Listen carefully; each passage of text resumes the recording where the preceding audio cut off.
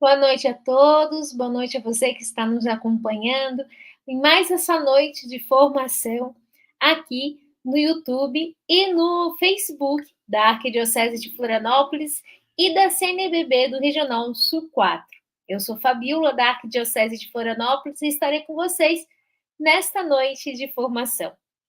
Hoje nós começamos uma nova etapa na nossa formação.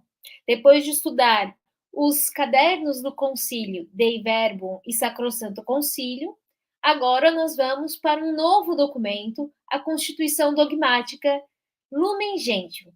Nós estaremos hoje com um novo assessor, mas antes de falar sobre isso, gostaria de dar boas-vindas a você que nos acompanha e que, desde o ano passado, tem feito esse caminho de formação conosco.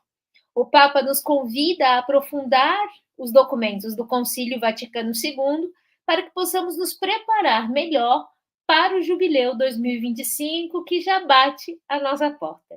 Então, nós começamos no ano passado esse caminho de formação, como eu disse, primeiro estudando a Dei Verbum, que fala sobre a palavra de Deus. E nós fizemos esse caminho muito rico, nós temos os vídeos no nosso canal do YouTube aqui da Arquidiocese de Florianópolis, se vocês quiserem rever, é onde nós somos assessorados pelo Padre Ciro. Nós também começamos, então, a estudar um pouco mais, a nos aprofundar sobre a Sacrosanto Concílio, com o Padre Rafael Alex, né, professor da FACASC, diretor da FACASC, que nos ajudou a entender melhor sobre a liturgia e sobre esse documento tão importante também para a nossa vida pastoral e a nossa vida de fé na igreja. Hoje, então, começamos esse novo caminho com o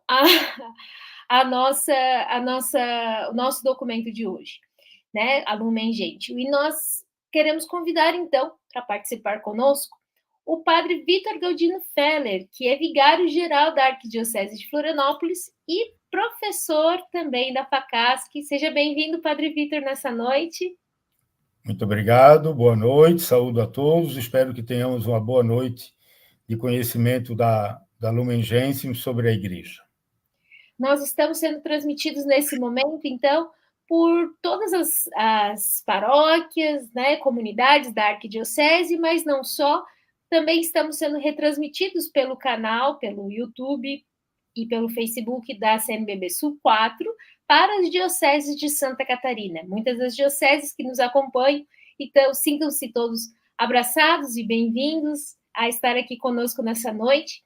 E queria convidar você, essa live, apesar de a gente estar mergulhando e vamos aprender muito com o Padre Vitor, ela também é formada com você que nos assiste, que nos acompanha. Então, eu queria convidar você que coloque nos comentários de onde você participa, qual é a paróquia que você está nos acompanhando, e também alguns insights ou comentários ou perguntas, dúvidas que você pode ter ao longo dessa live. No final, nós vamos ter um momento onde nós vamos discutir um pouco mais sobre isso, vamos apresentar, e o Padre Vitor vai poder explicar um pouco melhor para a gente. Então, qualquer dúvida que possa estar permeando as nossas cabecinhas. Padre Vitor, antes da gente começar, vamos fazer uma oração, pode ser? E aí, convido o senhor, então, a conduzir esse momento de oração. Nós temos aqui preparado, então, a oração que o Papa Francisco nos apresenta para orar pelo sínodo. Nós vamos ter a segunda parte do sínodo agora em outubro, nós já tivemos em outubro do ano passado a primeira parte, mas então nós decidimos começar a noite de hoje com esta oração. Comecemos então, rezemos ao Espírito Santo. Todos juntos, quem puder aí nas suas casas. Aqui estamos diante de vós, Espírito Santo. Estamos todos reunidos no vosso nome. Vinde a nós, assisti-nos, descei aos nossos corações. Ensinai-nos o que devemos fazer, mostrai-nos o caminho a seguir, todos juntos. Não permitais que a justiça seja lesada por nós pecadores, que a ignorância nos desvie do caminho. Nem as simpatias humanas nos tornem parciais, para que sejamos um em vós e nunca nos separemos da verdade. Nós vos pedimos a vós, que sempre em toda parte agis em comunhão com o Pai e o Filho pelos séculos dos séculos. Amém. Amém. Então, agora, eu deixo a palavra com o senhor, Padre Vitor, para que o senhor possa, então, nos conduzir neste início de caminho através da Lumen Gentium, onde vamos acompanhar, vamos nos aprofundar nesse documento tão rico da Igreja. É com o senhor. Muito bem. Quero dizer que é uma alegria para mim estar aqui com vocês para falar sobre Lumen Gentium, o documento mais importante do Concílio Vaticano II. Depois, nós vamos apresentar também os outros documentos. A palavra Lumen Gentium vem do latim, a luz das gentes, dos povos, das nações. Na verdade, luz das nações é Jesus Cristo. O documento começa dizendo assim: sendo Cristo a luz dos povos, este sacrossanto concílio, congregado no Espírito Santo, deseja ardentemente, anunciando o Evangelho a toda criatura, iluminar todos os seres humanos a respeito do que significa igreja. E ao redor de Lumen Gentium, que é praticamente o documento central do concílio, o documento Lumen Gentium foi aprovado no Concílio Vaticano II no dia 21 de novembro de 1964. Na mesma ocasião, foram publicados também esses outros dois documentos que você vê aí na tela. Unitatis Redintegratio, a reintegração da unidade sobre o ecumenismo, Orientalium Ecclesiarum, sobre as igrejas orientais católicas. Esses dois foram aprovados no mesmo dia da Lumen Gentium. Agora, no ano seguinte, em 28 de outubro de 65, foram aprovados 4 decretos e 2 declarações. Primeiro decreto, Christus Dominus, o Cristo Senhor, sobre o munus pastoral dos bispos, e a relação, a solicitude de cada bispo com a igreja no mundo inteiro e com a sua igreja particular, a sua diocese. É um documento todo sobre os bispos. Depois, o outro documento, outro decreto, Perfectae Caritatis, sobre a renovação da vida religiosa. Os institutos, ordens, congregações, enfim, as comunidades religiosas com os seus fundadores, etc. A gente vai falar sobre isso mais adiante. Outro decreto, Optatum Totius, escolhendo a partir do todo, a respeito da formação dos futuros presbíteros. Depois, nós temos 2 declarações. A Gravissimum Educationis, sobre a educação cristã, Nostra Aetate, a nossa era, a nossa época, é um documento sobre as relações da Igreja com as religiões não cristãs. Todos esses documentos são documentos próprios, específicos, mas o tema de todos eles é tratado também na Lumen Gentium, que estamos começando a estudar hoje. Depois nós temos, ainda em 65, no dia 11 de novembro, junto com a Dei Verbum, que nós já estudamos aqui nas nossas lives, foi aprovado o decreto Apostolicam Actuositatem, a atividade apostólica sobre o apostolado dos leigos. É um documento muito importante a respeito das funções, do ministério, do carisma, do laicato, leigos e leigas da nossa igreja. É também um tema que vai ser tratado na Lumen Gentium. Depois, no dia 7 de dezembro de 65, um dia antes de ser concluído o concílio, que foi concluído no dia da solenidade da Imaculada Conceição, dia 8 de dezembro, dia 7 de dezembro de 65, junto com a Gaudium et Spes, que é um documento sobre a Igreja, as alegrias e as esperanças, um documento sobre a igreja presente no mundo contemporâneo, junto com a Gaudium et Spes, 3 outros decretos. Desculpe, 2 decretos e uma declaração. Ad gentes, aos povos, sobre a atividade missionária da Igreja, Presbyterorum Ordinis, sobre a ordem dos presbíteros, o ministério e a vida dos presbíteros, dos padres. E uma declaração, Dignitatis Humanae, a dignidade humana, sobre a liberdade religiosa. Todos esses documentos, eles têm a sua dinâmica própria, o seu valor próprio, mas todos eles são como que ampliações do que já está presente na Lumen Gentium. Bom a gente lembrar, talvez já tenha sido dito nas lives anteriores, que o Concílio Vaticano II é considerado entre os mais importantes eventos da história da Igreja, dos 2000 anos de história da Igreja.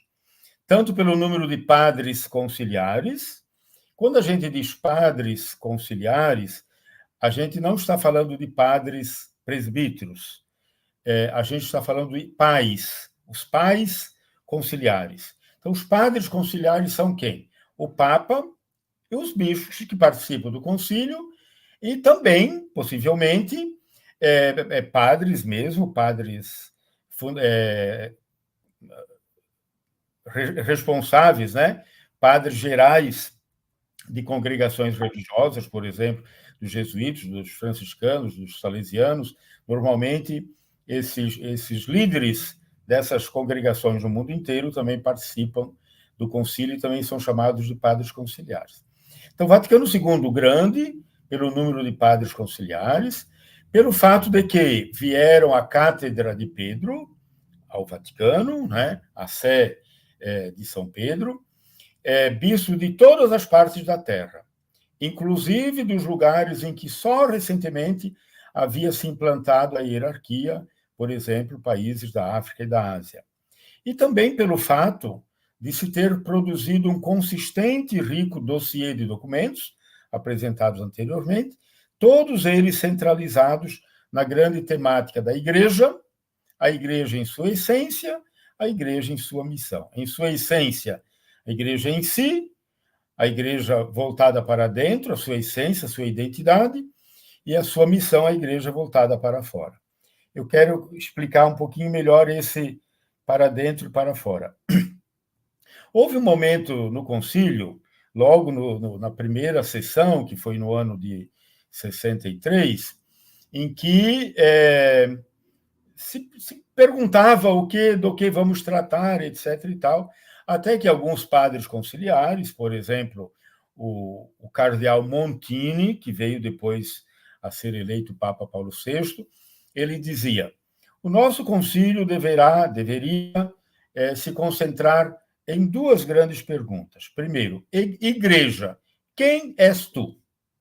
Segundo, igreja, qual a tua importância para o mundo? E da resposta dessas 2 perguntas é que vieram, igreja, quem és tu? O documento da Lumen Gentium sobre a igreja, a identidade da igreja, a essência da igreja. Igreja, qual é a tua importância para o mundo? saiu o documento Gaudium et Spes, as alegrias e as esperanças, sobre a relação da igreja com o mundo contemporâneo. Vamos adiante.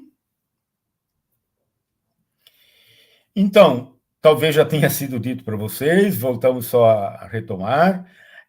Os documentos recebem o nome a partir das duas primeiras palavras, duas, às vezes três, aqui no Concílio Vaticano é sempre as duas primeiras palavras do título em latim.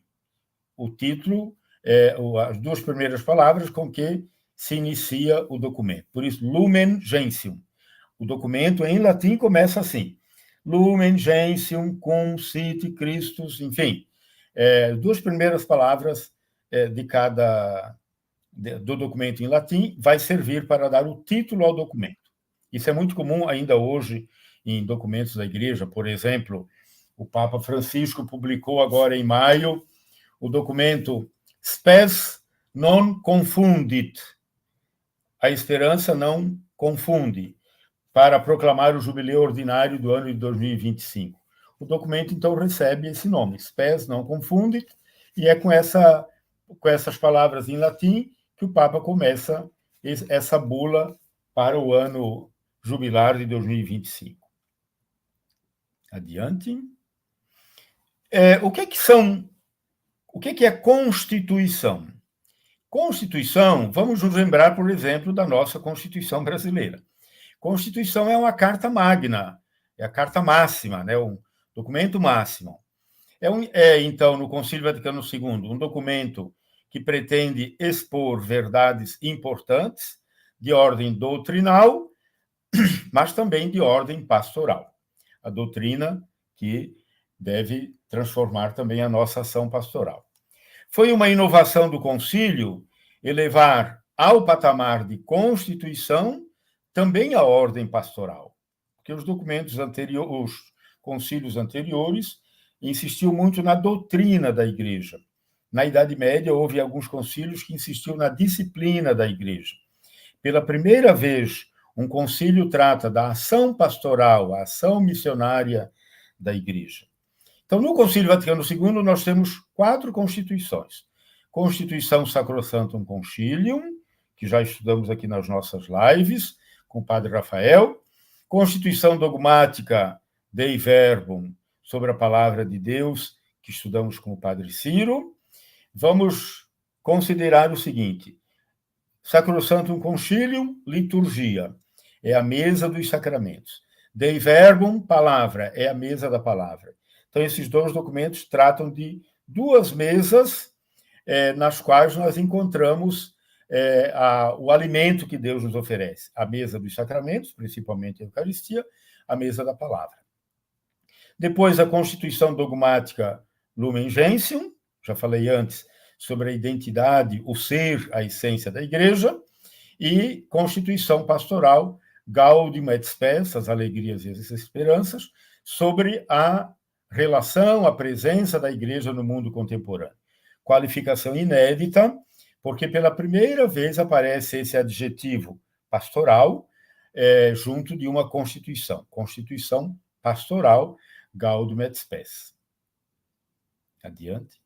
Então, o que é decreto? O decreto expõe disposições disciplinares e pastorais. São de ordem mais prática, mais disciplinar. Pelos decretos, nós percebemos que o Concílio Vaticano II baixou diretrizes de renovação, de atualização em quase todos os campos da Igreja. Por exemplo, Unitatis Redintegratio sobre o ecumenismo, Orientarium Ecclesiarum sobre as igrejas orientais católicas, Ad Gentes sobre as missões, Christus Dominus sobre os bispos, Optatum Tossius sobre a formação sacerdotal, Presbyterorum Ordinis sobre os presbíteros, Perfecta Caritatis sobre a vida religiosa, Apostolicam Actuositatem, Perfecta Caritatis, vida religiosa, Apostolicam Actuositatem sobre leigos e leigas, Intermirifica sobre os meios de comunicação social. Então, são 9 decretos, 4 constituições, 9 e 4, 13. Mas nós ainda temos declaração. A declaração manifesta o pensamento da Igreja sobre um determinado problema mais vasto. do qual não só ela se ocupa, mas, por exemplo, estão aí 3 declarações: a educação, a liberdade religiosa, as religiões não cristãs. São 3 declarações. Então, 4 constituições, 9 decretos, dá 13, 3 declarações, são 16 os documentos do Concílio Vaticano II. O concílio, antes de a gente entrar mesmo na Lumen Gentium, recupera a noção da igreja como povo de Deus, vamos falar bastante sobre isso, recoloca a proeminência da palavra de Deus na vida da igreja de cada cristão, então a importância da palavra. Até o Vaticano II, por exemplo, a gente não costumava ter a Bíblia em casa, na mão, ler a Bíblia, né? Me lembro que eu era criança, eu nasci em 53, eu tinha, portanto, 12, 13 anos, a gente não tinha Bíblia, ninguém lia a Bíblia. Eu fui começar a ler a Bíblia quando já tinha 17 anos, no seminário. Não era do uso comum. Outra coisa, o concílio aponta os caminhos para o diálogo com o mundo moderno, em torno das grandes questões dos tempos atuais, com as filosofias, as ciências, as culturas, as outras religiões, e também o concílio coloca os fundamentos para a maior e mais profunda reforma litúrgica realizada na história da igreja, em toda a sua história, colocando a liturgia a partir dos seus fundamentos nos primeiros séculos das comunidades cristãs. Como é que a liturgia era realizada nas primeiríssimas comunidades cristãs? De certa maneira, Vaticano II resgata muito do modo como as primeiras comunidades cristãs celebravam a Eucaristia e os outros sacramentos. Então, nós precisamos avançar no conhecimento do Concílio Vaticano II. É um grande caminho a percorrer para que o concílio se implante com toda a sua riqueza em cada recanto da igreja, no coração de cada cristão.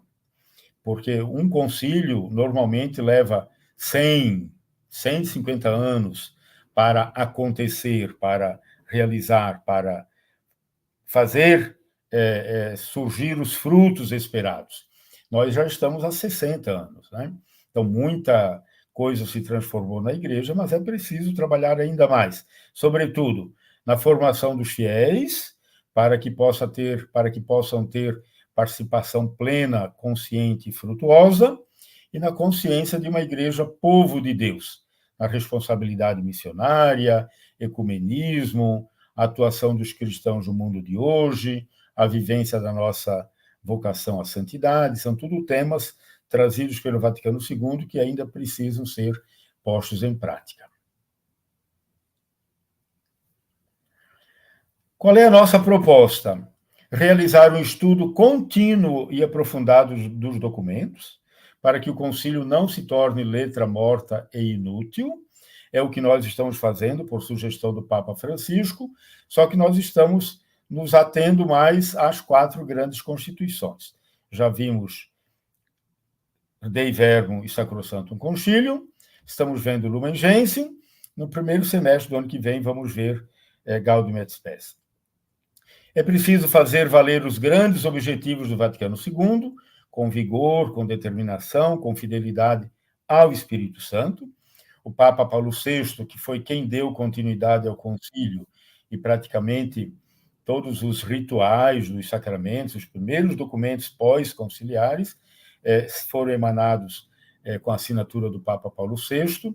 Ele sempre insistia dizendo que o Concílio Vaticano II foi como um grande Pentecostes da Igreja para o nosso tempo. E o Papa João Paulo II, vamos lembrar que Paulo VI já é canonizado, São Paulo VI, Papa João Paulo II também, São João Paulo II. São João Paulo II dizia que o Concílio Vaticano II foi o modo que o Espírito Santo encontrou para preparar a Igreja para o início, o advento, a vinda do terceiro milênio. Adiante. Nós vamos estudar aqui nos servindo de diversos autores, mas, evidentemente, vamos nos servir principalmente dos cadernos do concílio e, mais principalmente ainda, do próprio documento Lumen Gentium, no seu próprio texto. Então, vamos começar mais diretamente agora na Lumen Gentium. Então, Constituição dogmática por quê? Porque ela trabalha a doutrina, o dogma, a verdade da igreja sobre a própria igreja. E na Lumen Gentium nós temos uma eclesiologia da comunhão. Embora a categoria comunhão apareça muito pouco na Lumen Gentium e nos demais documentos do Vaticano II, a partir do Sínodo Extraordinário de celebração dos 20 anos do concílio, em 1985, no pontificado de João Paulo II, a partir dessa ocasião, 1985, eclesiologia de comunhão passou a ser uma categoria-chave para entender, para interpretar o Concílio Vaticano II e a sua visão sobre a Igreja.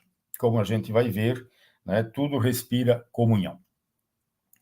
O projeto De Ecclesia em latim, português, sobre a Igreja, elaborado pela Comissão Teológica Pré-Conciliar e apresentado na Assembleia Conciliar no final de 1962. Então, aqui preciso dizer o seguinte: os documentos não foram escritos dentro do Concílio Vaticano II.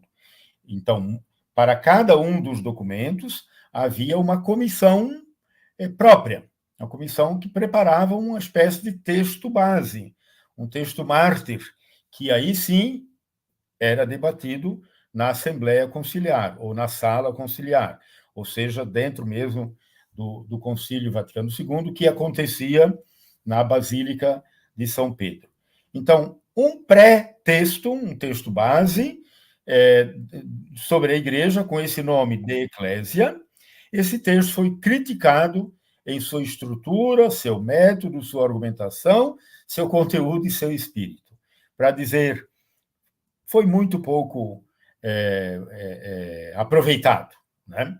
Não é que foi rejeitado completamente, mas muito criticado.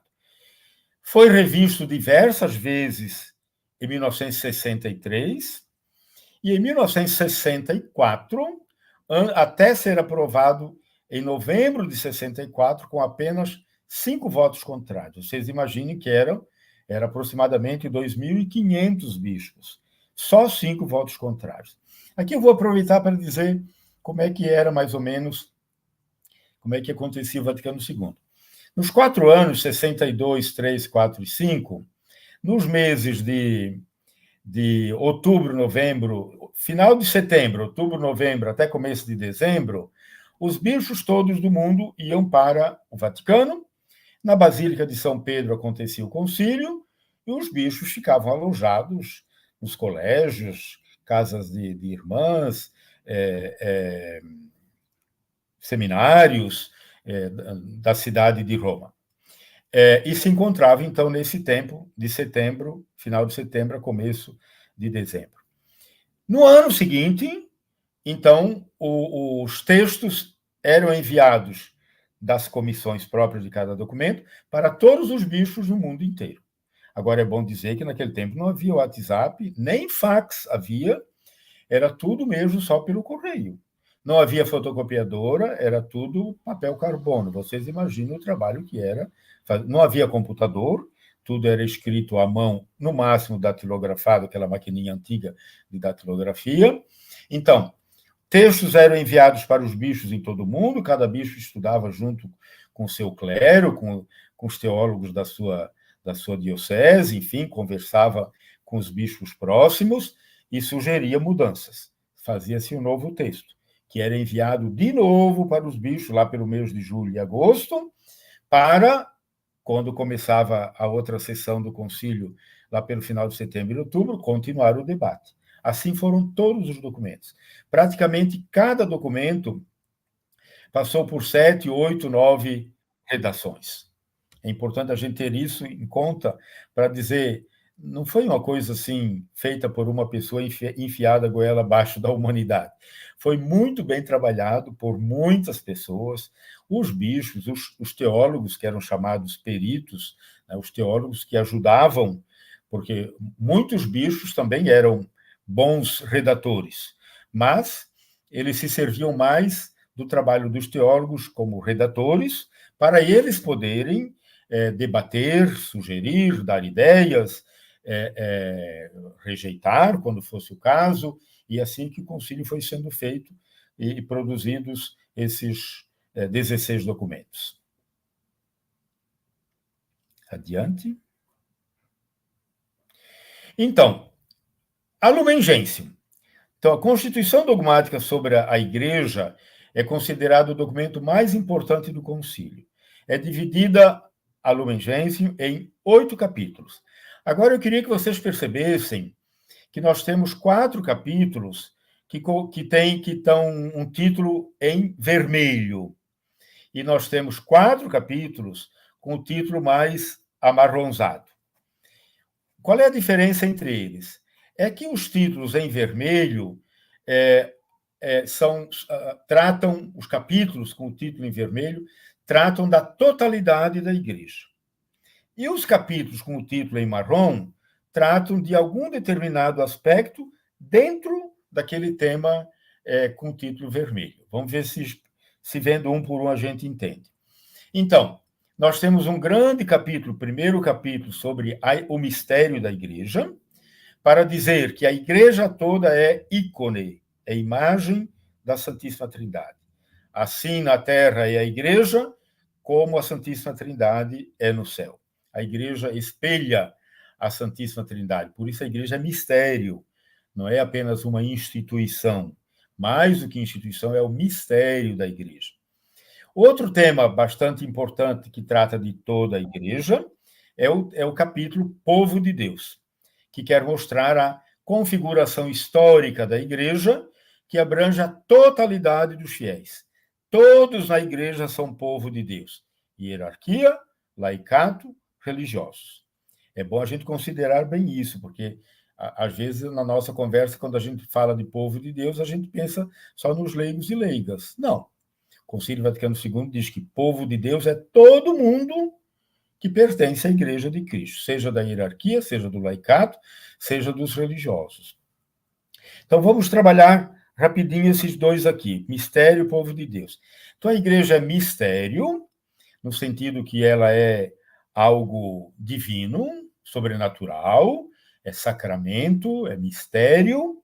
Agora, não é o mistério no ar, não é o mistério descolado da história, é o mistério na história, que acontece na história.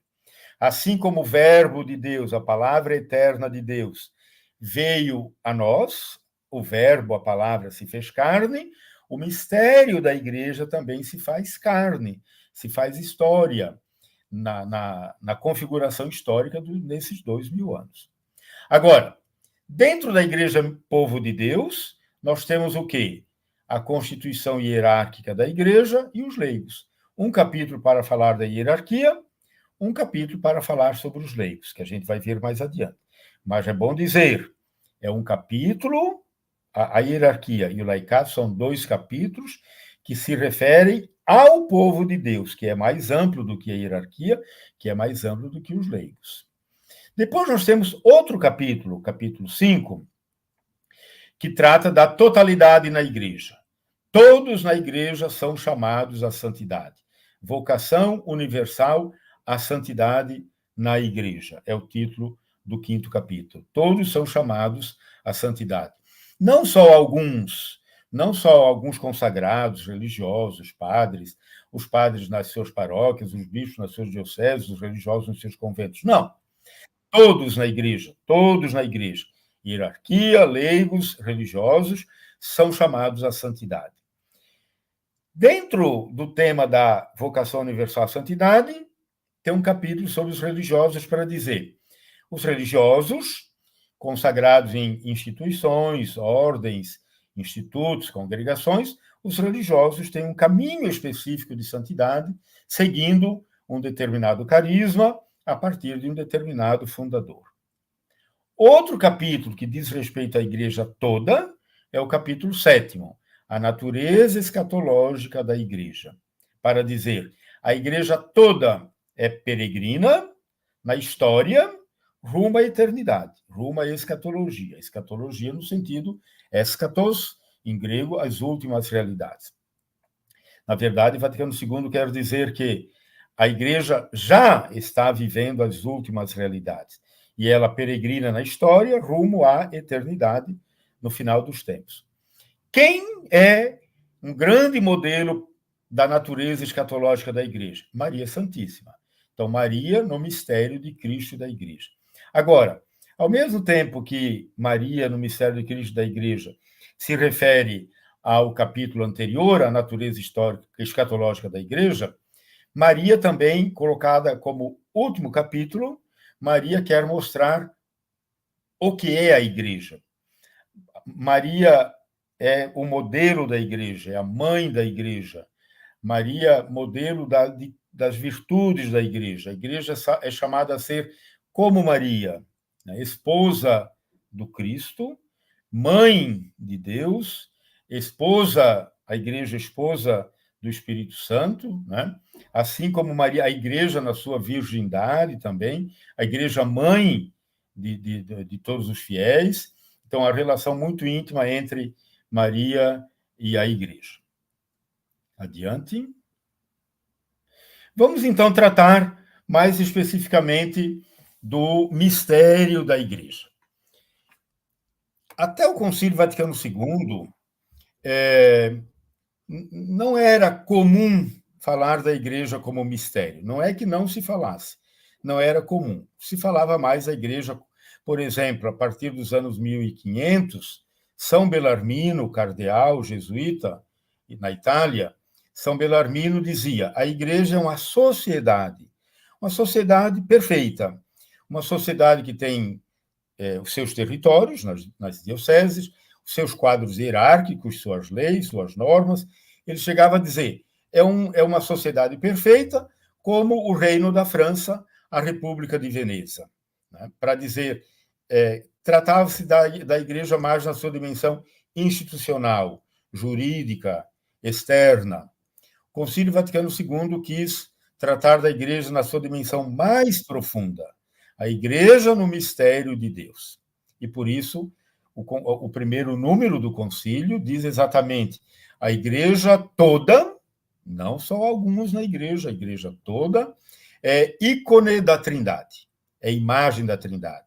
A origem da igreja, o sentido da igreja, a meta da igreja é a Santíssima Trindade. A igreja vem da Santíssima Trindade, a igreja vive o sentido da igreja na Santíssima Trindade, a meta, o destino, a igreja vai para a Santíssima Trindade. Então, assim na terra a igreja, como no céu a Trindade.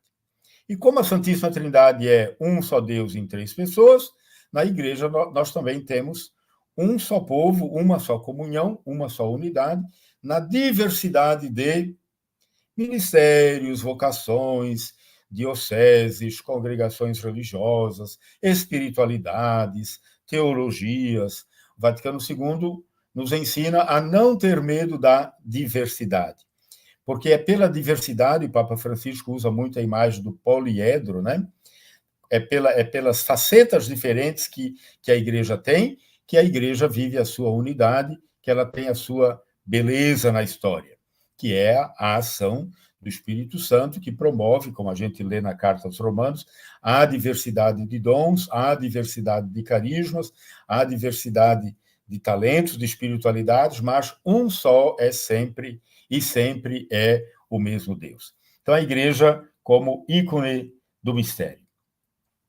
A igreja que é ícone do mistério, ela é o mistério divino-humano. Divino-humano para dizer, a igreja divina não é uma sociedade que possa ser estudada, por exemplo, ou entendida de maneira plena, total, pela história, pela estatística, pela sociologia, pela psicologia, pela administração, enfim, todas essas ciências humanas podem tratar da igreja.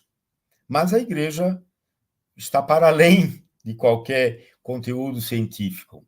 Por mais que um sociólogo diga um monte de coisas sobre a igreja, verdadeiras e muitas coisas falsas, por mais que um historiador ou diga muitas coisas da igreja e um pretenso historiador diga muitas coisas falsas da igreja, enfim, nem a história, nem a sociologia, nem a psicologia, nem a administração, nenhuma ciência vai dar conta da igreja, porque a igreja é mistério.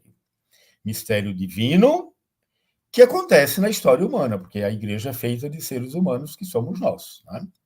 Esse mistério divino humano, a igreja, é sacramento da unidade do gênero humano e da salvação universal.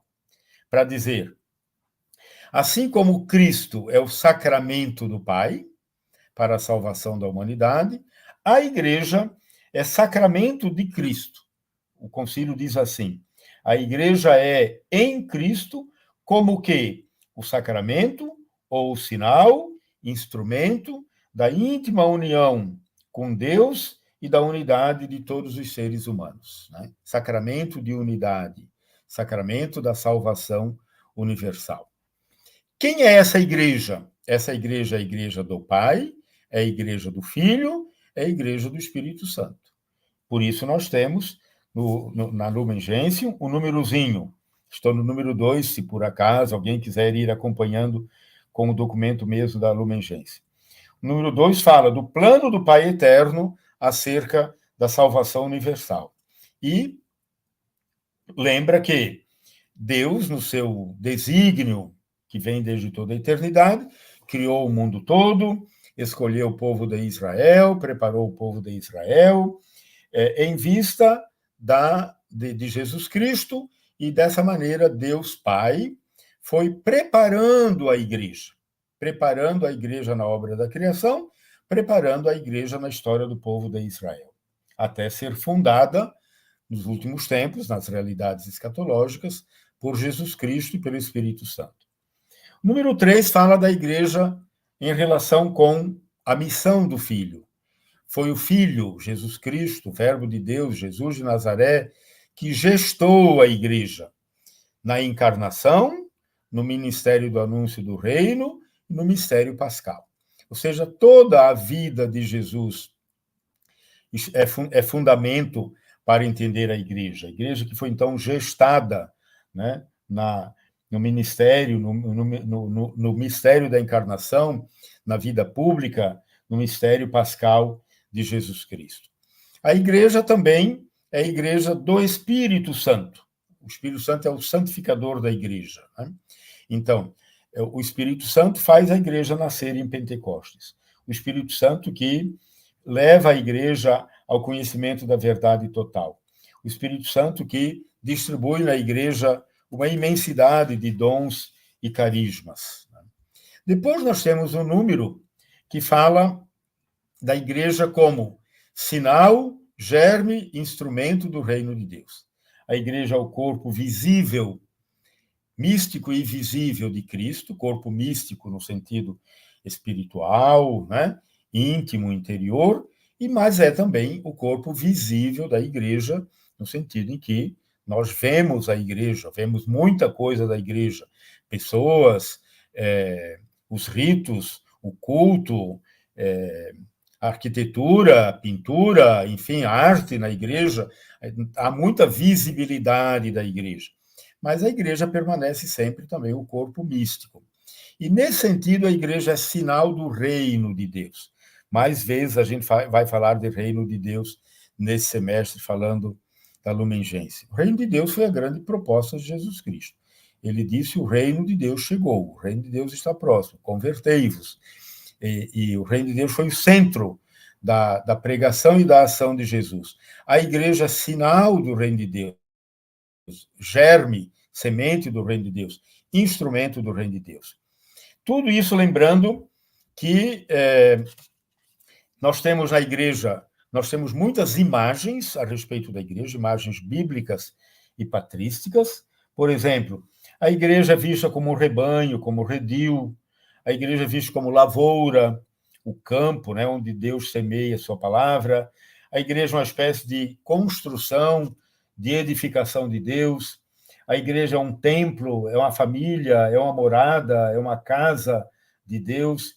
A igreja é Jerusalém Celeste, a igreja é a nossa mãe, a igreja é a esposa imaculada, a igreja é uma nave, navio, a igreja é a lua nas suas diversas fases, representa também a igreja que reflete a luz do sol. Então, são as imagens bíblicas e patrísticas da igreja que nós temos no número 6 da Lumen Gentium. Depois fala da igreja como corpo místico, fala da igreja, no número 8, fala da igreja como igreja visível e espiritual. É uma sociedade visível, eu dizia antes, quadros, hierarquia, culto, rito, doutrina, ética, mandamentos, enfim, é uma sociedade visível como instituição, mas ela é também uma realidade mística, invisível, espiritual, como mistério. Então, nós não podemos esquecer isso, por mais que, nesse primeiro capítulo de Lumen Gentium, se fale da igreja como mistério, repito, não é um mistério no ar, descolado, né, distante da realidade, é um mistério encarnado na história. Vejam que frase bonita que a gente pode encontrar aqui na Lumen Gentium 8. Diz assim, ó, a igreja terrestre e a igreja enriquecida de bens celestes não devem ser considerados duas coisas, mas formam uma só realidade complexa, em que se funde o elemento humano e o divino. Agora vem a frase bonita. É por isso, mediante uma não medíocre analogia, uma não medíocre comparação, a igreja é comparada ao mistério do Verbo encarnado, a palavra de Deus que da eternidade se encarnou na história. Pois, como a natureza assumida indissoluvelmente unida a ele serve ao Verbo divino como órgão vivo de salvação, assim como a natureza humana foi assumida por Deus, pelo Filho de Deus, e serve essa natureza humana assumida indissoluvelmente ao Verbo divino, e serve ao Verbo divino como órgão, a igreja, órgão, a natureza humana, órgão da visibilidade de Cristo na Terra. De maneira semelhante, o organismo social da igreja serve ao Espírito de Cristo, que o vivifica para o aumento do corpo. Então, a visibilidade da igreja é importante exatamente para o anúncio do Evangelho. Tudo isso foi o primeiro capítulo da igreja, a igreja como mistério. Repito, resgatando uma dimensão muito importante da igreja, que era presente nas Sagradas Escrituras, principalmente nas cartas de São Paulo, principalmente na carta aos Efésios, que nós estamos lendo esses últimos domingos na missa dominical, e também na reflexão, na teologia dos santos padres, principalmente Santo Agostinho, São Basílio, os padres da igreja, que, na verdade, a maioria deles eram bispos, até papas, havia também padres, maioria homens, havia também mulheres, são todos grandes teólogos lá dos anos 80, 90, até os anos 700, mais ou menos. Então, é a época chamada patrística, os santos padres, santos pais da igreja na espiritualidade, na fé, na teologia, trabalhavam muito essa dimensão da igreja como mistério. Então, esse é o primeiro capítulo. Vamos dar um passinho adiante, porque nós temos 4 ou 5 encontros, então temos que, às vezes, apressar um pouco.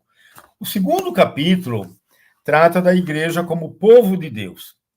Aqui é uma grande novidade do Concílio Vaticano II, apresentar a igreja como novo povo de Deus. A igreja mistério não é uma coisa que fica no ar, descolada da história, mas a igreja mistério se configura na história como povo de Deus. Povo de Deus que abrange a totalidade dos fiéis. A hierarquia, laicato e os religiosos, como já falei anteriormente. O Concílio Vaticano II, então, quis se servir dessa categoria, povo de Deus, muito presente na Sagrada Escritura. Não dá para a gente ler o Antigo Testamento sem usar a toda hora e todo instante a expressão povo de Deus, né? Israel, povo de Deus, povo escolhido de Deus, o povo da aliança. E também não dá para falar não dá para ler o Novo Testamento, principalmente as cartas de São Paulo, de Pedro, sem essa noção de igreja povo de Deus, né? Então, a igreja é o novo povo de Deus da nova aliança. Olha que interessante o que diz o concílio sobre isso. Aprove a Deus... Não, vamos começar antes. Em qualquer época e em qualquer povo, é aceito por Deus todo aquele que o teme e pratica a justiça. Todo aquele que teme a Deus e pratica a justiça é aceito por Deus. Continua. Aprove, contudo, a Deus santificar e salvar os seres humanos, não singularmente, não cada um por si, sem nenhuma conexão uns com os outros, mas constituí-los num povo. Todo mundo é salvo num povo. Um povo que o conhecesse na verdade e santamente o servisse. Escolheu, por isso, a Israel como seu povo, com ele uma aliança, etc. E depois, a partir de Jesus Cristo, esse povo de Israel torna-se um povo aberto para todos os povos da inteira humanidade. O povo messiânico, né? O povo santo de Deus, como São Pedro diz, né? Os que renasceram não da semente corruptível, mas incorruptível pela palavra de Deus, são finalmente constituídos, a primeira carta de São Pedro, numa linhagem escolhida, um sacerdócio régio, uma nação santa, povo adquirido por Deus. Povo que outrora não eram, mas agora são o povo de Deus. É uma frase bíblica para se entender a Igreja desde sempre e agora também o Concílio Vaticano II quer entendê-la no nosso tempo. Essa Igreja Povo de Deus é constituída pelo sacerdócio comum dos fiéis. O sacerdócio comum dos fiéis, a serviço dos quais está o sacerdócio ministerial ou ordenado ou hierárquico. É o que está no número 10 da Lumen Gentium. Diz assim, o sacerdócio comum dos fiéis quer dizer o quê? Vamos fundamentar um pouquinho mais. Na Sagrada Escritura não aparece nenhuma vez a palavra sacerdote para falar dos padres, dos diáconos, dos bispos. A palavra sacerdote na Bíblia só é usada para falar de Jesus Cristo, e principalmente na carta aos Hebreus, onde se diz que ele é o único, verdadeiro, sumo e eterno sacerdote. Ele é que é o sacerdote verdadeiro, superando o sacerdócio antigo de Israel e de todas as religiões antigas. Então, ele é o único, verdadeiro, sumo e eterno sacerdote. Por causa do sacerdócio de Cristo, todos na igreja somos sacerdotes. Como dizia São Pedro, eu falei antes, São Pedro dizia, nação santa, sacerdócio real, sacerdócio régio. Todos na igreja são sacerdotes pelo batismo, para anunciar a palavra, para celebrar os sacramentos e para santificar o mundo. Munus profético, o anúncio da palavra, munus litúrgico ou sacerdotal, a celebração dos sacramentos, e o munus real ou pastoral para o governo, para a santificação do mundo. Todos na igreja têm esses 3 munus na base do sacerdócio comum que nos é dado pelo batismo e pelos outros 2 sacramentos da iniciação cristã, a crisma e a Eucaristia.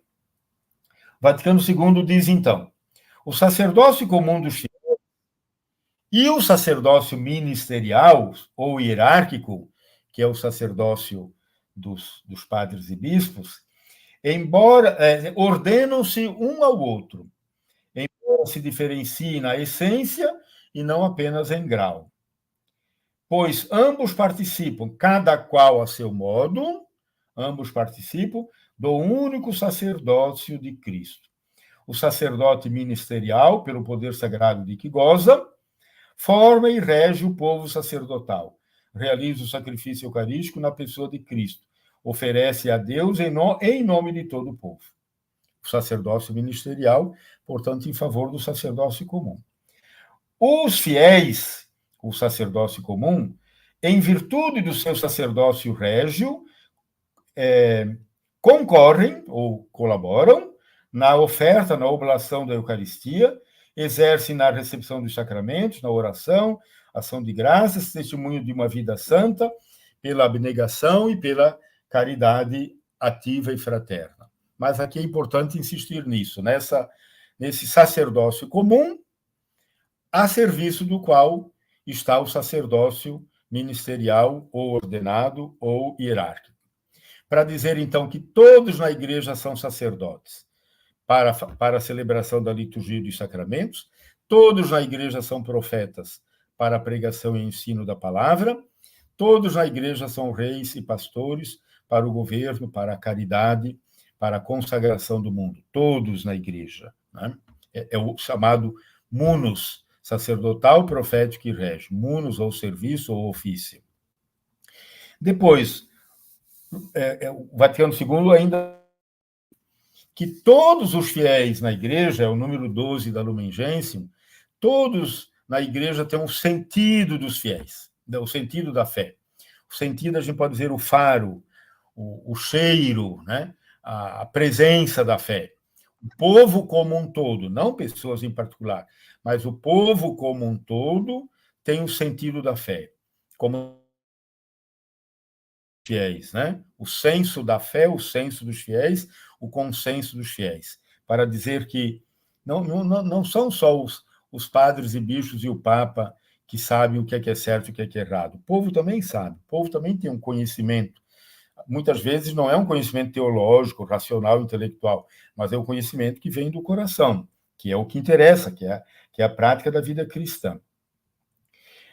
Depois, todos na igreja têm carismas, todos na igreja recebem carismas, recebem dons, né? Sejam os carismas mais importantes, sejam os mais simples, difundidos por toda a igreja, para serem recebidos com gratidão e consolação. São dons extraordinários, né, que determinadas pessoas recebem, não para si, mas para exercê-los como ministérios ou serviços. O carisma é sempre dado a uma pessoa, para que essa pessoa sirva como ministro um determinado serviço na igreja. Isso vale para os membros da hierarquia, isso vale para aqueles que são ordenados, diáconos, presbíteros, bispos, isso vale para todos os fiéis. Todos têm carismas, e todos são chamados a exercer esses carismas como ministérios ou serviços. Assim, ao falar das diferenças de funções, a Lumen Gentium fala da igualdade comum dos batizados. Todos são diferentes nas funções. Nós temos padres, diáconos, bispos, já são diferentes entre si. Nós temos padres párocos, padres teólogos, padres coordenadores, padres comunicadores, padres catequistas. Depois temos as diferenças dos ministérios de catequistas, ministro da comunhão, ministro da palavra, ministro das exéquias. Enfim, isso depende muito de diocese para diocese, mas são funções, são ministérios diferentes. Mas todos têm a mesma igualdade, a mesma importância, a mesma dignidade comum dos batizados. Adiante. Todos na igreja são chamados à missão, todos são missionários na obra da evangelização, sempre respeitando as culturas de cada povo, é o chamado processo de inculturação. Então, missão não é uma coisa de Roma para o mundo, da Europa para os continentes. Não é missão só de pessoas consagradas em congregações, institutos, ordens, sociedades, enviados em missão. Não.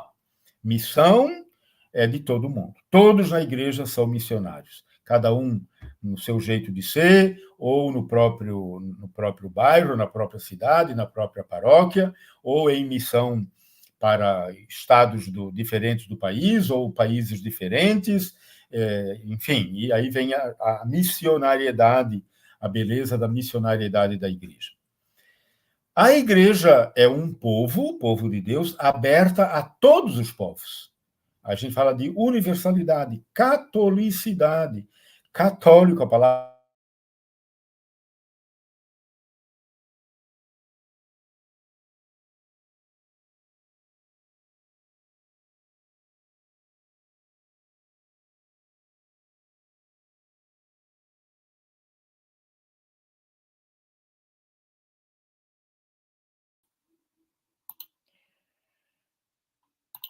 Nós tivemos uma pequena interrupção aqui da transmissão do Padre Vitor. Acredito que ele já deve estar se recuperando aqui para voltar e continuar, então, essa formação muito importante para todos nós. Lembrando que essa formação é sobre a Lumen Gentium, um documento do Concílio Vaticano II, está disponível no site do Vaticano gratuitamente em língua portuguesa para download, para que as pessoas possam acessar este documento.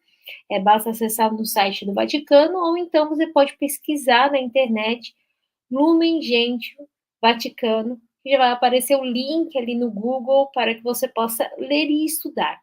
Nós estamos começando hoje esse estudo sobre a Lumen Gentium, e então serão várias lives que nós vamos fazer, e neste primeiro dia nós estamos, então, nos aprofundando sobre a questão do capítulo 1, e o Padre Vitor estava nos explicando o capítulo 2, quando houve essa falha aí na transmissão. Nós já falamos sobre o Padre Vitor muito brilhantemente, nos deu um novo, aí, uma explicação sobre o Concílio Vaticano II, sobre os documentos do Concílio Vaticano II, e por que nós estamos estudando esses 4 que nós estamos estudando, que nós começamos estudando, então, a Dei Verbum, com o Padre Ciro, a Sacrosanto Concilium, com o Padre Rafael Alex, e agora a Lumen Gentium, então, com o Padre Vitor Galdino Feller, então, estudando esse documento que fala sobre a igreja, sobre a natureza, sobre o mistério da igreja. O Padre Vitor falou agora, nesse momento, com a gente, o capítulo 1, que fala justamente sobre o mistério da igreja, né? Sobre o que é a igreja, a missão da igreja, o Espírito, o reino de Deus, como nós devemos ser igreja, né? Como a igreja, como corpo místico de Cristo. E nós estávamos, então, seguindo para o capítulo 2, que fala sobre o povo de Deus, sobre todos nós que fazemos parte dessa igreja, né? Qual é o nosso papel, então, em ser igreja? O que é a igreja e o que é ser igreja, e qual é o meu papel, então, nisso? O Padre Vitor está entrando aqui com a gente daqui a pouquinho. Só um minuto.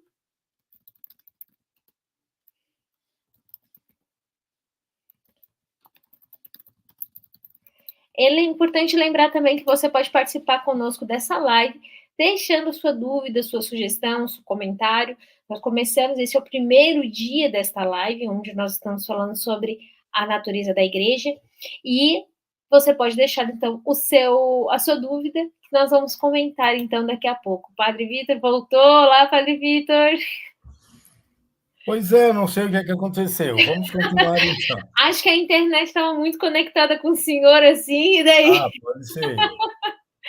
Mas então voltamos, vou voltar com o slide e é com o senhor aí. E com isso, acho que a gente termina a minha exposição. Então, todos, veja que aparece de vez em quando a palavra todos, para falar da totalidade, né? Todos recebem carismas, todos são sacerdotes, todos são missionários, todos são membros do povo de Deus, todos, a igreja chamada todos os povos. Então, eu estava dizendo, Todas as pessoas e povos pertencem à Igreja de Cristo, a começar com os fiéis católicos, pelo batismo, pelos sacramentos, pela Eucaristia, pela unidade com o Papa, mas também fiéis não católicos, ou seja, outros cristãos que são batizados, têm a palavra de Deus, têm a oração, mas não estão em comunhão com o Papa, mas são cristãos, pertencem à Igreja de Cristo. Ou estão, para ela, de diversas formas, orientados. Por exemplo, os judeus. Os judeus são orientados à Igreja porque eles têm a mesma fé no Deus da aliança que nós temos. Nós recebemos a nossa fé do povo judeu, o Deus da aliança, que agora para nós é o Deus da nova aliança. Mas o Deus da nova aliança não rompeu a aliança com o povo de Israel, porque Deus é sempre fiel. Depois, os muçulmanos, pela fé no único Deus. Como nós, cristãos, como os judeus, os muçulmanos também creem num só Deus, a fé no único Deus. Também as religiões orientais, budismo, hinduísmo, shintoísmo, taoísmo, etc., religiões lá da Índia, China, Coreia, Vietnã, Japão, enfim, os países lá do Oriente, pela busca de Deus e pela prática do bem. Estão orientados à igreja. Todas as pessoas de boa vontade são chamadas à igreja. Então, é uma grande abertura que o Concílio Vaticano II oferece para entender a igreja como aberta a todos os povos, né? No sentido de enviada a todos os povos e no sentido também de acolher todos os povos no seu interior. Próximo slide é o final, eu acho esse. Isso. Então, a constituição hierárquica da igreja fica para a próxima oportunidade. Assim, então, minhas irmãs, meus irmãos, temos a oportunidade de apresentar algumas dúvidas, questionamentos, perguntas. Eu não tenho mais eles aqui porque... não, apareceu alguma coisa aqui. Mas não sei se a Fabíola foi anotando algumas perguntas para apresentar aqui, aproveitar mais os tempinhos que nós temos aqui. Isso, padre. Nós temos ainda algum tempo. Nós não temos muitas perguntas. Vou até fazer mais um apelo. Se alguém quiser fazer uma pergunta diretamente sobre o tema de hoje, a gente pode trabalhar aqui. Lembrando, quero agradecer a todo mundo das outras dioceses, né? Além da diocese da Arquidiocese de Florianópolis, como, por exemplo, pessoas aí da Diocese do Rio do Sul, da Diocese de Chapecó, das dioceses de Joaçaba, né, diocese de Lages, né, que estão nos acompanhando também aqui nesta live. Acho que a pergunta que foi colocada aqui, na verdade, nem é muito sobre o tema, padre, mas foi comentado aqui sobre essa questão da missionariedade, da questão do chamado dos leigos e de todos os cristãos a esse caráter missionário que a igreja tem. O senhor pode falar um pouco sobre isso, sobre essa questão, essa missionariedade a que somos chamados como igreja? Nós temos um documento do Concílio Vaticano II que é sobre as missões, chamado Ad Gentes, para os povos, para as gentes, para as nações. No Concílio Vaticano II, esse tema da missão aparece no número 17 na Lumen Gentium, aparece no número 17. Fala sobre a índole missionária da igreja. E diz assim: como o Filho foi enviado pelo Pai, como ele enviou os apóstolos, dizendo: ide por todo mundo, pregar o evangelho a toda criatura, assim também esse mandamento, esse solene mandamento missionário, vale para todos os fiéis, né? Todos nós somos missionários, né?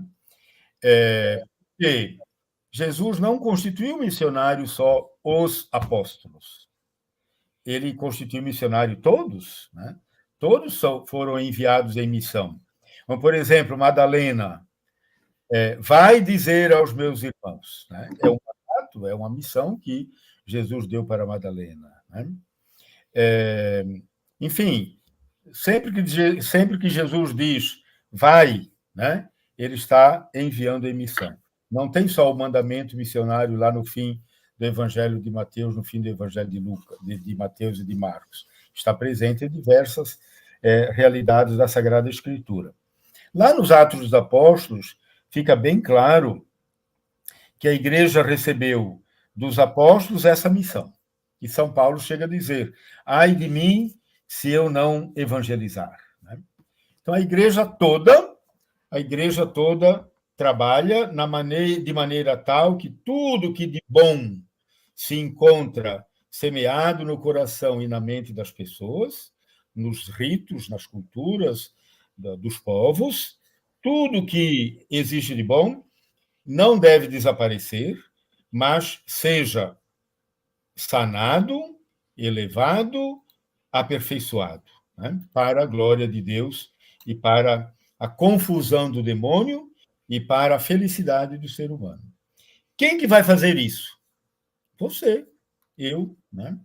Não é o bispo tal, o papa tal, né? O Espírito Santo e o próprio Jesus Cristo contam conosco, né? Se Jesus quisesse salvar o mundo de maneira apoteótica, miraculosa, todo mundo de uma vez só, poderia. Mas o jeito de ser de Deus, isso é muito importante também para a gente entender Deus, né? O jeito de ser de Deus é atuar servindo, ceder, né? Vamos lembrar que a missão, no fundo, começa com o próprio Deus.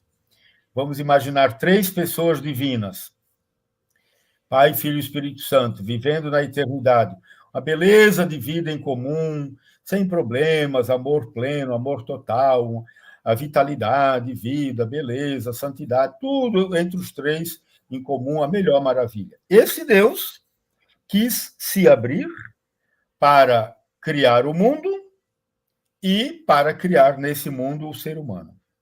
Esse Deus quis tornar-se humano como um de nós, humano mesmo, como um de nós, nas crises, dificuldades, tentações, problemas, etc., menos naquilo que em nós é desumano. E esse mesmo Deus quer santificar todas as coisas, glorificar todas as coisas. Então, nós temos um Deus Pai, que enviou o Filho e o Espírito Santo em missão para esse mundo. Esse Filho de Deus e esse Espírito de Deus nos enviam agora a nós em missão. É a missionariedade de cada um de nós. A Santíssima Trindade é a fonte da atividade missionária da Igreja. O envio do Filho e do Espírito Santo é a fonte da missão de cada um de nós. A missão de cada um de nós é, claro, diversificada, né? Eu tenho a minha missão, a Fabíola tem a sua, cada um de vocês que está participando aqui, a Joselina Neves Rodrigues tem a sua, Giovanni Garcia tem a sua, Gisele Santos, enfim, cada um de nós tem a sua missão. O importante é a gente ter ciência disso, né? Saber que temos uma missão e buscar o máximo possível para cumpri-la, para acertar a vida de acordo com a vontade de Deus. Porque quem uma vez fez a experiência de ser salvo, quem de fato foi tocado por Jesus Cristo, como São Paulo diz, foi alcançado por Jesus Cristo, quem foi alcançado, quem foi conquistado, quem foi agraciado por Jesus Cristo, não pode ficar com isso só para si. Graça dada é graça a ser espalhada, a ser levada adiante. Uma graça que eu recebo, a graça da salvação, do batismo, do evangelho, que fica salvo para mim, vai morrer, vai desaparecer, né? Se a fé não é missionária, se a fé não me leva a ir para fora, essa fé vai se acabar. A fé, para se manter, tem que sair, tem que ser missionária. A gente tem que cuidar, é claro, para dentro, mas também tem que ter um grande compromisso para fora. É aquilo que o Papa Francisco chama uma igreja em saída, né? Se não é uma igreja em saída, se torna uma igreja sem saída. O que é uma igreja sem saída? Não tem mais jeito, né? Vai se acabar mesmo. Um pouco do que o senhor falava da questão disso, da igreja em saída, da igreja que se volta, né, e que faz essa missão. E, ao mesmo tempo, existe no ponto 14 do Lumen Gentium, fala da questão da necessidade da igreja. Algumas pessoas que criticam, às vezes até o Concílio Vaticano II tocam um pouco nesse ponto quando vão falar da questão dos não católicos e dos não cristãos, né? Da questão da necessidade da igreja, que a igreja é necessária para a salvação. Como que a Lumen Gentium explica essa questão? Que eu me lembro que João Paulo II falava das sementes do verbo e da questão da salvação, que, como o senhor falou, o senhor usou até uma palavra muito bonita da questão dos não cristãos que são não conduzidos, mas como a palavra que o senhor usou, eles são orientados, né? Mas existe hoje na igreja uma coisa muito assim, sim, sim, não, não, o que é ser igreja e um jeito de ser igreja, o que é ser igreja é de um jeito, o que não é ser igreja de outro, e existem essas críticas, assim, eu que pessoas individuais que fazem parte, que querem definir o que é ser igreja ou não, o quanto que a igreja define os fiéis não católicos e até não cristãos nesse sentido. Como que a Lumen Gentium explica essa questão? A igreja é necessária para a salvação, né? Nós necessitamos da igreja. Mas então, como que fica essa questão dos não católicos e os não cristãos e os que não acreditam? Então, a igreja é necessária para a salvação, mas não é ela que salva. Ela é sacramento da salvação. Sacramento necessário para a salvação, mas não é a igreja que salva. Deus não está preso à igreja.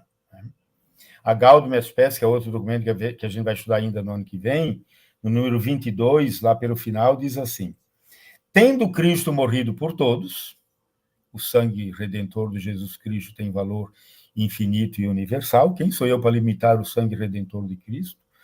Tendo Cristo morrido por todos, e sendo uma só a vocação última do ser humano, é uma só, que é Deus, que é o céu, isto é, divina, vocação divina, devemos admitir que o Espírito Santo oferece a todos a possibilidade de se associarem, de modo conhecido só por Deus, a este mistério pascal. Então, mesmo quem pertence a outra religião, etc. e tal, que se salva na prática do bem, na prática da justiça, na prática da boa vontade, né?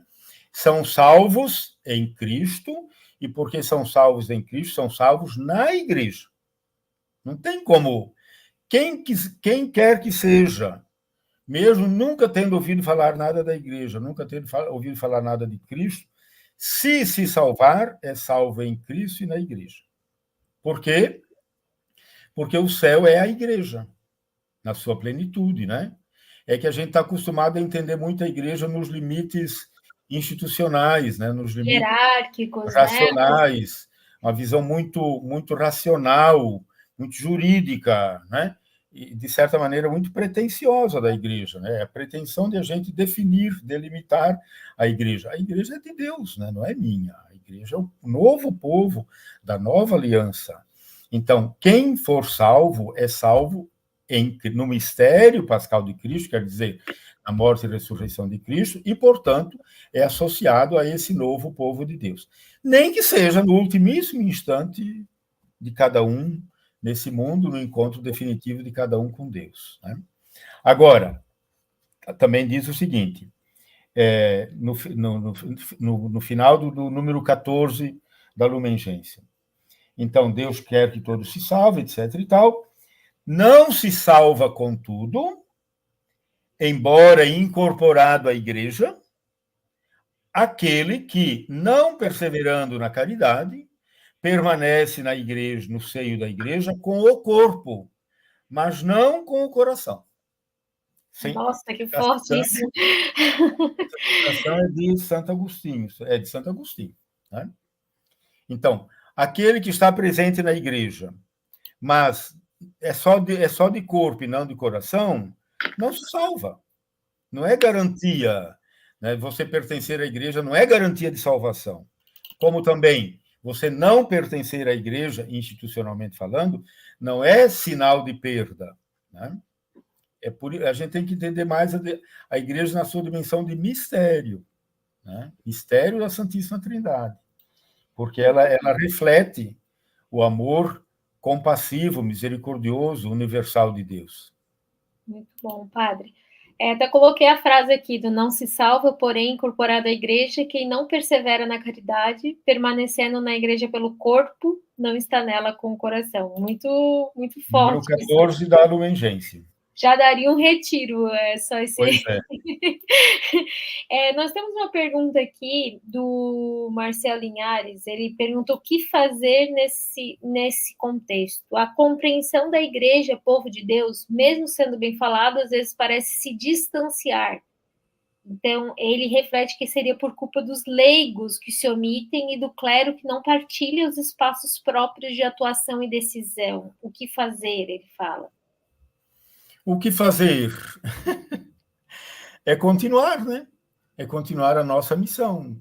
Eu acho que nós temos a nossa geração, quer dizer, as pessoas que estão vivendo agora, principalmente aqueles que estão vivendo desde os anos 60, que é o meu caso, por exemplo, até o nosso tempo, nós temos que levar adiante a grande riqueza do Concílio Vaticano II. Né?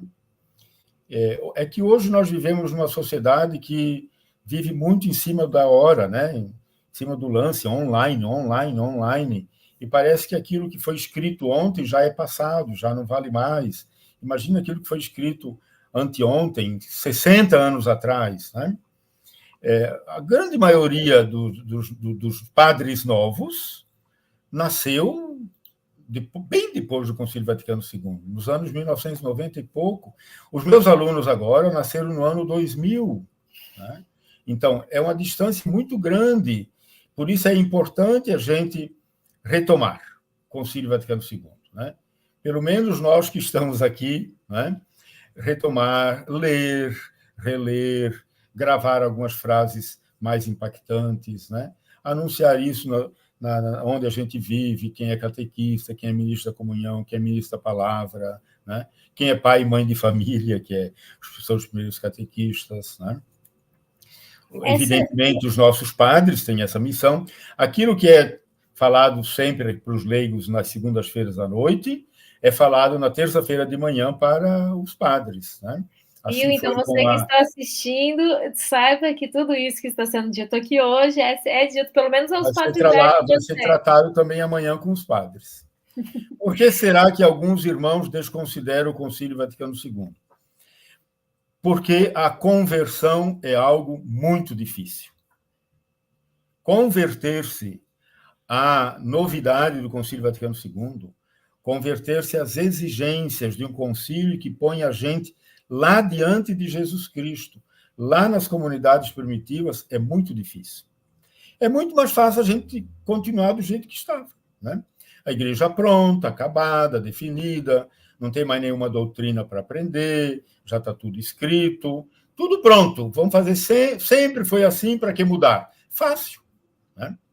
Agora, quando você tem que se converter, quando você tem que estudar, quando você tem que estudar não só a igreja, a teologia, a doutrina, os sacramentos, os mandamentos, mas você tem que estudar também as filosofias do nosso tempo para entender esse mundo.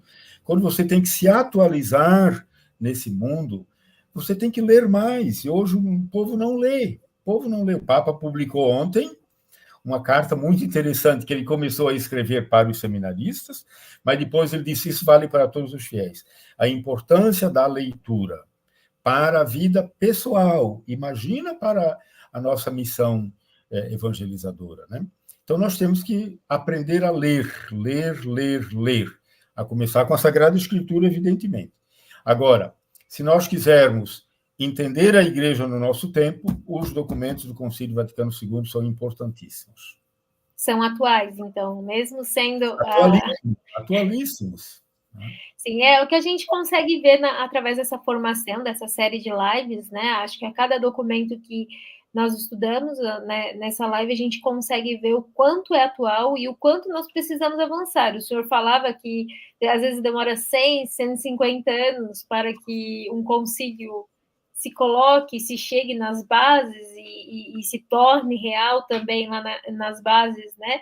Então, ainda temos tempo, mas que bom que temos esses recursos e que o Papa nos impulsiona também nisso, né? Nos impulsiona a estudar esses documentos e a nos aprofundarmos.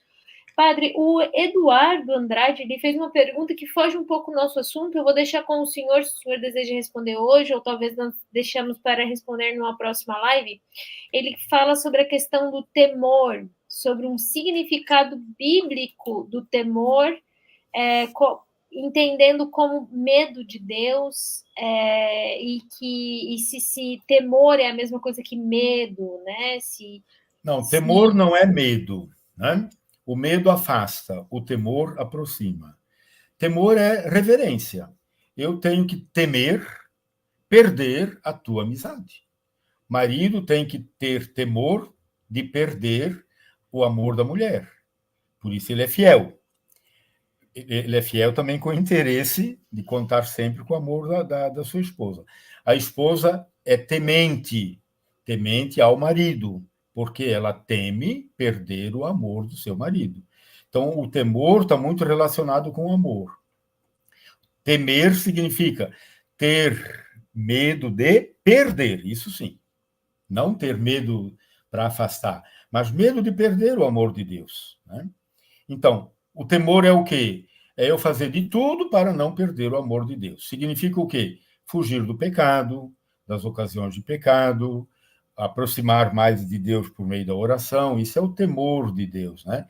É a reverência, o afeto, o carinho, o respeito, né? Obediência a Deus.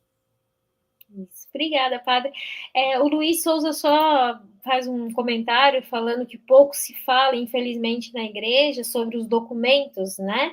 E que é preciso, por parte dos católicos, então, buscar conhecer mais a igreja em que vive. Muitas vezes nós vivemos na igreja, nós temos as nossas atividades pastorais, e isso é até perigoso para quem sabe cair num ativismo, e até mesmo aquilo que o senhor destacou ali no capítulo 14, né, de nós permanecemos na igreja pelo corpo, mas não estarmos nela no coração, né, e que esse conhecimento da igreja nos faz estar com o coração na igreja, a entender, a compreender, a dar sentido àquelas atividades que nós fazemos, né, nas nossas pastorais, nas nossas comunidades, muitos como catequistas, como músicos, como ministros da Eucaristia, como lideranças, como na ação social e tudo mais, nós precisamos dar esse sentido, e realmente o estudo desses documentos nos auxiliam nisso, né, padre? Eu acredito que fazer esse aprofundamento nos auxilia a dar sentido a tudo isso que nós fazemos, né? O Alisson também, acredito que o Alisson também explicou sobre isso, que precisamos dilatar o povo de Deus até os confins do mundo, precisamos conhecer quem habita esse mundo. Fechar em si mesmo é o contrário do que a igreja é, que a igreja é abertura, né? Uhum. Que a igreja é estar aberto. Tem mais uma pergunta, como o senhor vê as formas ainda mais, de ainda mais mostrarmos riquezas desses documentos conciliares? Eu acredito, eu vou parar o senhor e vou deixar o senhor responder isso na nossa próxima live. Isso, Nós ainda Então, vamos... de certa maneira, também já foi respondido, né? Isso, acredito que sim, porque nós temos mais lives sobre isso, e inclusive a gente falou aqui sobre a importância de estudar os documentos. Nós já estudamos aí, temos uma série de lives sobre a Dei Verbum e Sacrosanto Concílio, que todo mundo que está aqui pode assistir no nosso canal do YouTube, no Facebook. Você pode voltar lá no nosso canal, tem uma playlist com todas as lives, você pode fazer um intensivão no fim de semana ou durante a semana desses estudos, se aprofundar. E agora, claro, a nossa próxima live, então, vai ser no próximo dia 2 de setembro, acredito, padre, na próxima segunda-feira, na próxima primeira segunda-feira do mês, que é no dia 2 de setembro, nós vamos continuar, então, esse estudo da Lumen Gentium, que vai estar conosco. Nós vamos estudar com o padre Vitor Feller até o mês de dezembro, até o final deste ano. E em dezembro, lembrando que dezembro começa, então, abre-se o Jubileu 2025, no final do mês de dezembro. Nós temos aí, então, este tempo para estudar o que é a igreja e aí estarmos mais preparados com o nosso coração para o nosso chamado, para a nossa vocação nas nossas realidades, nas nossas paróquias, e também para preparar o nosso coração para o jubileu. Nós vamos encerrar, então, esta noite, Padre, com uma oração, com a oração do jubileu. O Padre Alcides não esteve conosco nesta noite. Eu sei que tem muita gente aí que é fã do Padre Alcides, que acompanha a nossa live, né, por causa dele, mas que nós possamos, então, terminar a live de hoje com a oração, então, do jubileu, se o senhor puder conduzir para a gente. Pai que estás nos céus, a fé que nos destes, que nos deste, no teu Filho Jesus Cristo, nosso irmão, e a chama de caridade derramada nos nossos corações pelo Espírito Santo, despertem em nós a bem-aventurada esperança para a vinda do teu reino. A tua graça nos transforme em cultivadores diligentes das sementes do Evangelho, que fermentem a humanidade e o cosmos na espera confiante dos novos céus e da nova terra, quando, vencidas as potências do mal, se manifestar para sempre a tua glória. A graça do jubileu reavive em nós, peregrinos de esperança, o desejo dos bens celestes e derrame sobre o mundo inteiro a alegria e a paz do nosso Redentor. A ti, Deus bendito na eternidade, louvor e glória pelos séculos dos séculos. Amém. Amém. O Senhor esteja convosco. Ele está Ele está no meio de nós. A nossa proteção está no nome do Senhor, que fez o céu e a terra. Deus, Pai de bondade, Senhor de toda misericórdia, dignai-vos abençoar-nos, dando-nos a saúde do corpo, a proteção da alma, a graça da fé, a paz no coração, para sermos membros vivos da vossa Santa Igreja, do vosso povo santo, do vosso corpo místico, sermos o templo em que habita o vosso Santo Espírito. Fazei que sejamos sacerdotes do novo povo de Deus, missionários, testemunhas, pessoas que, possuindo muitas graças e dons e carismas, se ponham sempre mais a serviço dos irmãos na Igreja e no mundo inteiro. Fazei que sejamos sempre instrumentos do vosso amor e da vossa paz. Por Cristo nosso Senhor. Amém. Abençoe-vos o nosso Deus, que é Pai e Filho e Espírito Santo. Amém. Muito Vamos obrigada, em paz, que o Senhor nos acompanhe. Amém, graças a Deus. Muito obrigada pela sua participação. Então, nos vemos então no início do mês de setembro com mais uma live. Deus abençoe a todos. Tchau, tchau.